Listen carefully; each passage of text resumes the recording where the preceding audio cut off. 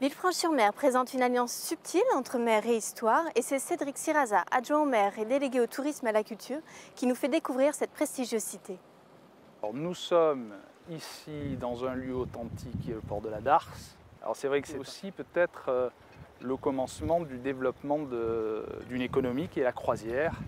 Et cette croisière beaucoup plus moderne, en tout cas sur la forme, avec ces très très belles unités que l'on voit, sont face à nous et arrivent à cohabiter avec à la fois la plaisance et puis les nouveaux moyens techniques du monde nautique.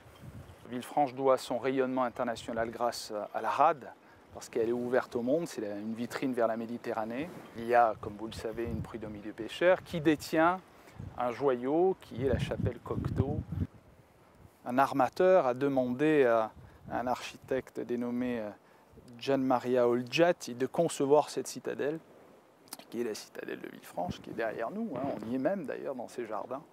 On a à l'intérieur, au-delà des services municipaux, différents musées qui sont gratuits, ouverts tous les jours, au service de la population et surtout au service du tourisme. Je préfère qu'ils aillent visiter gratuitement la citadelle et un musée et puis qu'ils aillent faire travailler nos commerçants, parce que c'est le but en fait.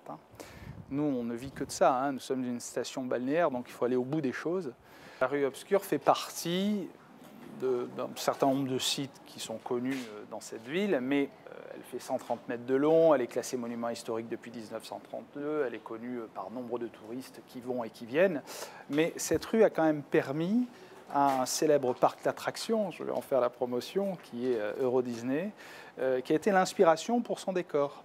Bon, nous essayons bien évidemment de la revaloriser, elle a besoin d'être réhabilitée, c'est le cas. Nous avons pris l'initiative de débloquer des fonds importants pour, je dirais, la redorer. Et puis tout le long, comme ça, on a un cheminement piétonnier qui nous mène jusqu'au bout de Villefranche, qui en fait est une voie sans issue.